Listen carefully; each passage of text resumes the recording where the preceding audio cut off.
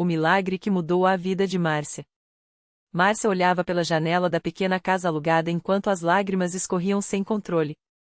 As contas estavam empilhadas sobre a mesa da cozinha, e o diagnóstico médico do filho mais velho, Lucas, de apenas 9 anos, pesava como uma pedra em seu peito. Doença renal crônica. Transplante urgente. As palavras do médico ecoavam em sua mente. Como uma mãe solteira, desempregada há meses após ser demitida da fábrica de roupas onde trabalhava, ela não tinha como arcar com os custos do tratamento, muito menos de uma cirurgia. A desesperança a sufocava. Foi então que sua vizinha, Dona Jandira, uma senhora de cabelos brancos sempre vestida com saias longas e blusas discretas, bateu à sua porta com um prato de comida.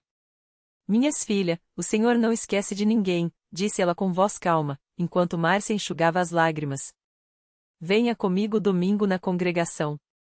Lá você vai encontrar paz. Márcia hesitou, ela nunca havia pisado em uma igreja, e o que ouvia falar de religiões eram histórias de pessoas que pediam dinheiro ou faziam promessas vazias. Mas o olhar sereno de Dona Jandira a fez concordar. Não tinha mais nada a perder. No domingo seguinte, Márcia entrou tímida no salão simples da Congregação Cristã no Brasil. Não havia altares dourados, nem bandas tocando. Só irmãos e irmãs vestidos com modéstia, homens de camisa social e mulheres de saias abaixo dos joelhos, todos sentados em cadeiras de madeira enfileiradas. No centro, um ancião de voz firme dirigia o culto. Irmãos, vamos cantar o hino 45, anunciou, e todos abriram seus hinários. Márcia ficou surpresa ao ver que não havia instrumentos, apenas vozes unidas em harmonia, cantando com fé: Jesus, meu Salvador, em ti confio, nas tuas mãos entrego o meu viver. A simplicidade daquilo a tocou de um jeito que ela não soube explicar.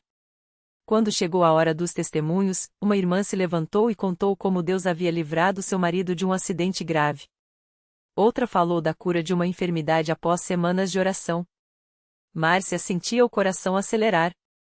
Será que Deus também poderia ouvir meu pedido? Pensou. Quando o ancião pediu por quem precisava de oração, ela não teve coragem de se levantar, mas Dona Jandira segurou sua mão e sussurrou: Fala, filha. Deus está ouvindo. Com a voz trêmula, Márcia se pôs de pé. Eu preciso de ajuda. Meu filho está doente, e eu não tenho como pagar o tratamento. Não sei mais o que fazer. Não houve julgamento, nem olhares de pena. Ao contrário, vários irmãos se aproximaram e colocaram as mãos sobre seus ombros. O ancião orou com uma fé que Márcia nunca havia visto: Pai Celestial, tu que és misericordioso, olha por esta irmã e seu filho. Fortalece-a, provê o que é necessário, e se for da tua vontade, restaura a saúde de Lucas. Em nome de Jesus. Os améns ecoaram pelo salão, e Márcia sentiu uma paz estranha invadir sua alma. Nos dias seguintes, Márcia passou a frequentar as reuniões. Aprendeu sobre o batismo nas águas, um passo de obediência, como o ancião explicava, andou sobre a fé que aqueles irmãos tinham.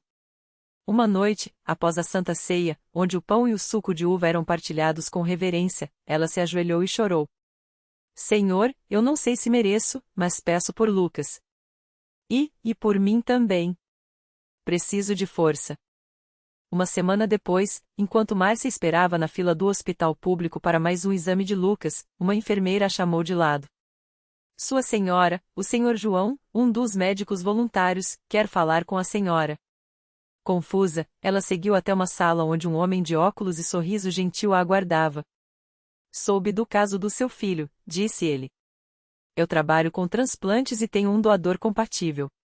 Além disso, uma ONG está cobrindo os custos para famílias de baixa renda. Você só precisa assinar aqui. Márcia não acreditava. Mas, como o senhor ficou sabendo? O médico sorriu. Uma irmã da sua igreja ligou para mim. Ela disse que Deus ia abrir um caminho. O transplante foi um sucesso. Lucas se recuperou mais rápido do que os médicos esperavam, e Márcia, emocionada, voltou à congregação para dar seu testemunho. Desta vez, foi ela quem se levantou com firmeza. Irmãos, eu vim aqui desesperada, achando que Deus não se importava comigo. Mas Ele não só ouviu minhas orações, como usou esta igreja, estes irmãos, para me mostrar que Ele cuida de nós. Hoje, meu filho está vivo, e eu tenho um emprego. Uma irmã daqui me indicou para uma vaga na padaria onde ela trabalha. Sua voz embargou. Obrigada, Jesus. Obrigada, irmãos. Anos depois, Márcia batizou Lucas nas águas da mesma congregação. Ela agora ajudava a organizar as refeições para os necessitados e cantava os hinos com convicção. Aprendeu que os milagres não são sempre espetaculares, às vezes, são um telefonema no momento certo, um abraço de um irmão, uma porta que se abre quando todas parecem fechadas. A lição que levou para a vida foi simples, mas profunda: Deus não precisa de grandes templos ou palavras bonitas para agir. Ele usa corações humildes, mãos dispostas a ajudar, e uma igreja que, mesmo na simplicidade, vive o que acredita. E foi ali, entre irmãos que não tinham nada a não ser fé, que Márcia encontrou tudo. Márcia nunca esqueceu o dia em que viu Lucas, já adolescente, subir ao púlpito para dar seu testemunho. O menino que um dia chorou de fome agora falava com voz firme sobre como Deus o tinha livrado das ruas. Eu podia estar em qualquer lugar, mas hoje estou aqui porque uma mulher que não me conhecia resolveu me dar a mão, disse ele, olhando para a mãe. O auditório inteiro se emocionou, e muitos irmãos, que conheciam a história, enxugaram lágrimas. Era como se o próprio Espírito Santo confirmasse: isto aqui é obra minha. Os anos passaram, e a vida de Márcia se tornou um exemplo vivo de como Deus multiplica o pouco. Ela, que já fora uma mãe desesperada, agora coordenava o grupo de apoio às famílias em situação de rua na congregação. Não tinha formação em assistência social, nem recursos sobrando, mas tinha algo mais poderoso: a memória fresca do que era ser abandonada e a certeza de que Deus usaria suas mãos. Toda semana, ela e outras irmãs visitavam abrigos e praças, levando não só cestas básicas, mas também o convite: venham conosco. Lá você não será mais um número. Um dia, enquanto distribuía sopa em uma noite fria de julho, uma jovem chamada Jussara se aproximou com um bebê no colo. Seus olhos estavam vermelhos de tanto chorar. Irmã, eu não aguento mais. Meu marido me deixou, e eu não tenho nem leite para dar ao meu filho, confessou, com a voz trêmula. Márcia segurou as mãos dela e sentiu aquele mesmo frio na barriga que sentirá anos atrás, quando tudo parecia perdido. Mas desta vez, ela sabia o que fazer. Vem comigo, disse, com a mesma firmeza que Lucas tinha usado ao subir ao púlpito. No dia seguinte, Jussara estava na congregação. Não houve sermões longos nem promessas vazias. Apenas irmãos que se reuniram em torno dela, uns doaram fraldas, outros ofereceram um quarto vago na casa, uma irmã mais velha ensinou como preparar papinhas nutritivas com pouco dinheiro. Em uma semana, Jussara já estava ajudando a lavar as panelas depois das refeições comunitárias. Eu não entendo como vocês fazem isso, ela repetia, enquanto enxugava as lágrimas. A gente não faz nada, respondia Márcia, sorrindo. É Deus que move as coisas. A gente só obedece.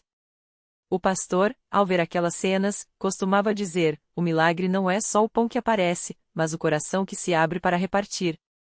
E era a verdade. A congregação não tinha programas sofisticados, nem verba de grandes instituições. Mas tinha algo que nenhum dinheiro podia comprar: uma fé que não esperava condições ideais para agir. Quando um irmão perdia o emprego, em uma semana já tinha 3 ofertas de trabalho. Quando uma família chegava desabrigada, em menos de 48 horas aparecia um colchão, cobertores e um prato de comida quente. Não era magia. Era o Espírito Santo trabalhando através de pessoas que haviam aprendido, como Márcia, que a bênção não é para ser guardada, é para ser passada adiante. Certa tarde, enquanto arrumava a sala de aula da escola bíblica, Márcia encontrou um papel amassado debaixo de uma cadeira. Era um bilhete escrito à mão por uma criança: Deus, obrigado por me dar uma mãe que não desistiu de mim. Não havia assinatura, mas ela reconheceu a letra de Lucas. Guardou o papel no bolso, perto do coração, e sorriu. Não precisava de mais nada para saber que tudo havia valido a pena.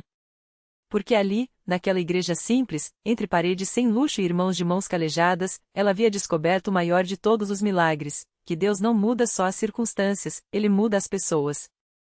E quando uma vida é transformada, ela se torna capaz de transformar outras. Era isso que Márcia via todos os dias: um ciclo de graça que não terminava. Um milagre que, uma vez iniciado, não parava mais.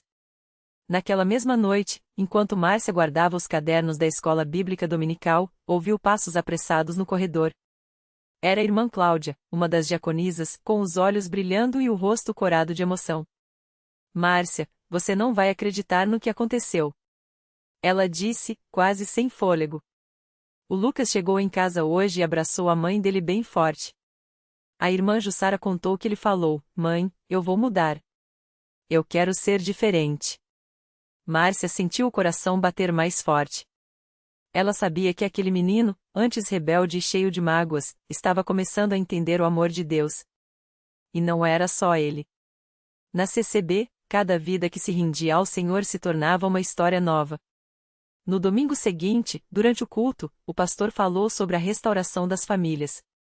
E quando terminou a pregação, Lucas, com os olhos cheios de lágrimas, levantou a mão e pediu para dar um testemunho. A igreja ficou em silêncio. Eu pensava que ninguém me queria, ele começou, com a voz trêmula. Mas aqui, na igreja, eu vi que Deus me ama. E minha mãe nunca desistiu de mim. Agora eu sei que Deus também não desiste. Muitos choraram. Alguns se levantaram para abraçá-lo. E no meio daqueles irmãos, Márcia viu algo que nunca esqueceria: uma mãe, que antes vivia angustiada, agora sorria com os olhos cheios de gratidão. Naquela noite, depois do culto, enquanto ajudava a servir o café, Márcia ouviu a irmã Jussara contando para outra irmã. Sabe, eu achava que meu filho estava perdido. Mas Deus usou a igreja, usou as orações, usou até um simples bilhete para mostrar que Ele está no controle. Márcia sorriu. Ela sabia que aquele não era o fim, mas apenas o começo. Porque na CCB, os milagres não eram coisas distantes ou impossíveis. Eles aconteciam ali, no dia a dia, nas vidas que se entregavam a Deus. E enquanto ela olhava para Lucas, agora abraçado à mãe, ela pensou: isso é a igreja. Isso é o amor de Deus em ação.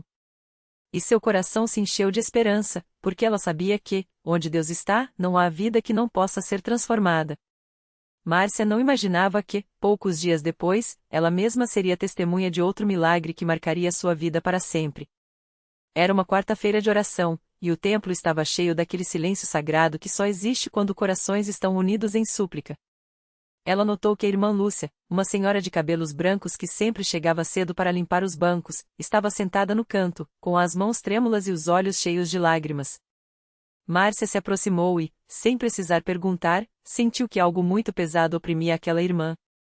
Tia Lúcia, o que foi? Perguntou, sentando-se ao lado dela. A senhora engoliu em seco e, com voz embargada, contou. Minha neta, a Ana Clara, está no hospital. Os médicos disseram que ela não vai resistir. É uma infecção muito forte, e os órgãos dela já estão falhando. Eu não sei mais o que fazer, Márcia. Já orei tanto. Márcia segurou a mão dela com firmeza. Então vamos orar mais. Deus não desiste de ninguém, tia Lúcia. Vamos levar esse pedido ao altar agora mesmo. As duas se ajoelharam ali, entre os bancos, e Márcia começou a clamar em voz baixa, mas cheia de fé.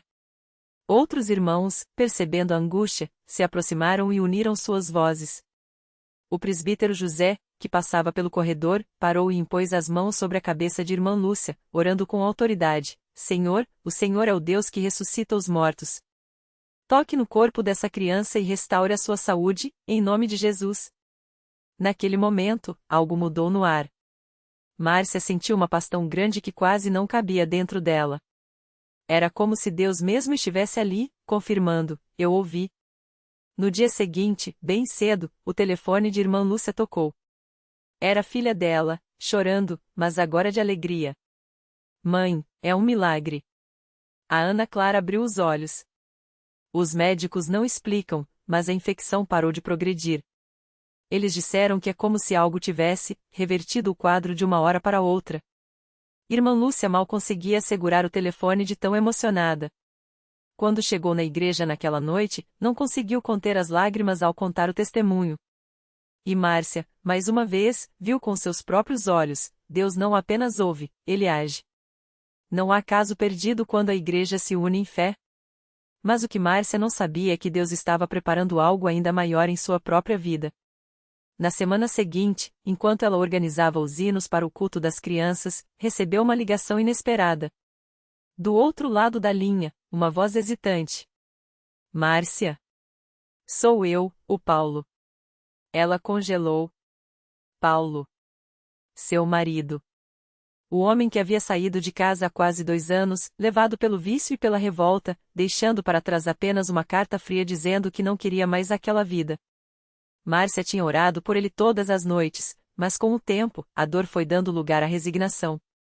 Até que, naquela tarde, a voz dele voltou.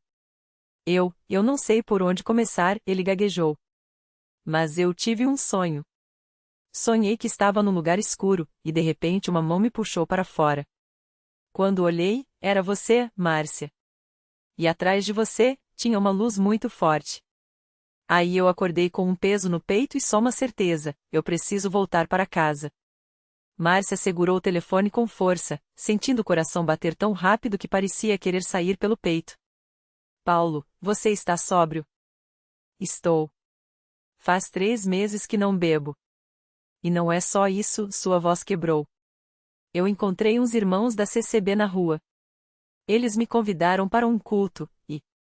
Márcia, eu não sei explicar, mas foi como se Deus falasse direto comigo. Eu preciso de você. Eu preciso da minha família. Naquele momento, Márcia entendeu o que era a misericórdia de Deus. Não era apenas curar doenças ou livrar de perigos. Era restaurar o que estava quebrado, trazer de volta o que parecia perdido para sempre. Quando ela desligou o telefone, as lágrimas escorriam sem controle, mas desta vez eram lágrimas de gratidão. Ela olhou para o céu, como se pudesse ver Deus sorrindo para ela, e sussurrou: Obrigada, Senhor. Obrigada por não desistir de nós. E assim, mais uma vez, a CCB se tornou o lugar onde o impossível virou realidade. Porque quando o povo de Deus ora, jejua e crê, os milagres não são exceção, são a prova viva de que Ele está no meio de nós, transformando vidas, todos os dias. Márcia não perdeu tempo. No mesmo dia, ela foi até a igreja e procurou o pastor. Com o coração ainda transbordando daquela paz que só vem do Espírito Santo, ela contou tudo o que havia acontecido. O pastor, um homem de fé inabalável, ouviu com atenção e colocou as mãos sobre os ombros dela. Minha filha, Deus já começou a obra. Agora é hora de buscarmos a Ele em oração e jejum. Não só por seu marido, mas por toda a sua família. O Senhor quer restaurar o que o inimigo roubou. Márcia assentiu, sentindo uma força nova dentro de si. Naquela noite, ela reuniu os filhos em casa e, pela primeira vez em anos, eles oraram juntos. As crianças, que mal conheciam o pai, ouviram a mãe contar como Deus estava agindo. O mais velho, Pedro, de 12 anos, olhou para ela com olhos brilhantes e perguntou: Mãe, será que papai vai voltar para casa? Márcia abraçou o filho, emocionada. Deus é poderoso, meu filho. Se ele abriu o coração do seu pai, nada vai impedir a restauração dessa família. Enquanto isso, do outro lado da cidade, Carlos sentia um vazio que não conseguia explicar. Depois daquela ligação, algo dentro dele havia mudado. Ele lembrava dos cultos na CCB, das músicas que falavam de perdão, das palavras do pastor sobre segunda chance.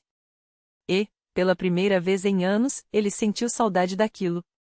Na manhã seguinte, sem avisar ninguém, Carlos apareceu na porta da igreja. O pastor o recebeu com um abraço apertado, como se já soubesse que ele viria. Carlos, com a voz embargada, só conseguiu dizer: Pastor, eu preciso de ajuda. O pastor sorriu, com os olhos cheios de lágrimas. Deus já te ajudou, meu irmão. Você estar aqui é a prova. Agora é só começar de novo. Carlos se ajoelhou no altar, e as lágrimas caíram sem controle. Ele pediu perdão a Deus, à família, a si mesmo. E quando se levantou, sentia que uma carga de anos havia sido tirada de suas costas. Márcia soube da notícia ainda na igreja. Uma irmã em Cristo correu para lhe dar a boa nova. Sua irmã, Carlos está aqui. Ele voltou. O coração de Márcia quase parou de alegria. Ela correu e, quando viu de longe, não conseguiu segurar as lágrimas. Carlos também chorava. Eles se abraçaram como nunca antes, e ali, no meio do povo de Deus, começaram a reconstruir o que o tempo e as escolhas erradas tinham destruído. O milagre não parou por aí. Carlos se entregou de vez aos pés de Jesus. Começou a frequentar os cultos, a participar dos jejuns, a servir na igreja. Os filhos, que antes mal o conheciam, agora o viam como um exemplo.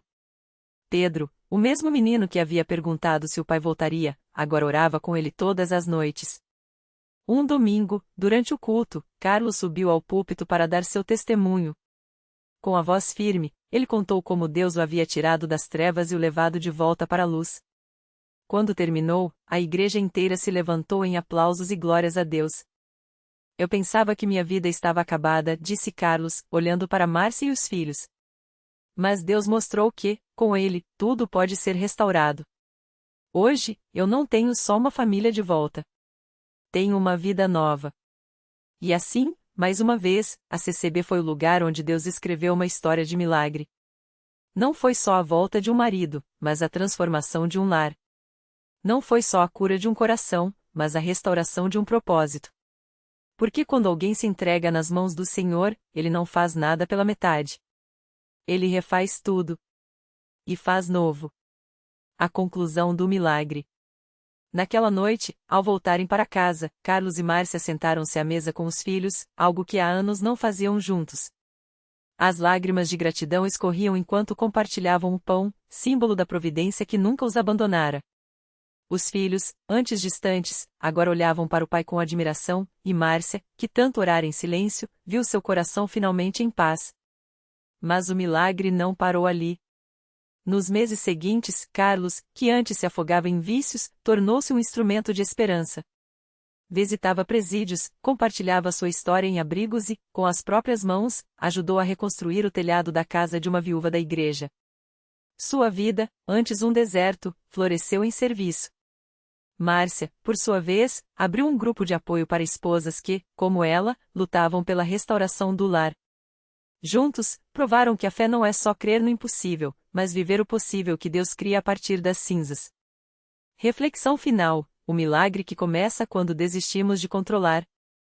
Às vezes, pensamos que a restauração depende de nossas forças, de quantas vezes tentamos consertar, de quanto choramos ou suplicamos. Mas o verdadeiro milagre acontece quando, como Carlos, caímos de joelhos e admitimos: Senhor, sente, eu não posso. Foi ali, na rendição, que Deus começou a reescrever sua história. Porque Ele não precisa de heróis perfeitos, precisa de corações disponíveis. A lição que fica: Deus não restaura vidas para que voltemos ao mesmo lugar, mas para que avancemos para um propósito maior. O lar de Carlos não foi apenas consertado, foi transformado em um farol. Sua história nos ensina que a entrega precede o milagre, não é na força própria, mas na fraqueza entregue a Deus que Ele age. 2. A restauração é coletiva, um coração curado impacta gerações. Os filhos de Carlos herdaram mais que um pai de volta, e herdaram uma fé viva. 3. O fim pode ser um recomeço, o que o inimigo quis usar para destruir, Deus usou para multiplicar bênçãos. E assim, entre risos à mesa de jantar e mãos unidas em oração, a família descobriu que milagres não são apenas momentos espetaculares, são processos de graça, tecidos no cotidiano daqueles que escolhem confiar. Porque quando Deus refaz uma vida, Ele não apaga as cicatrizes, as transforma em mapas para que outros encontrem o caminho de volta para casa.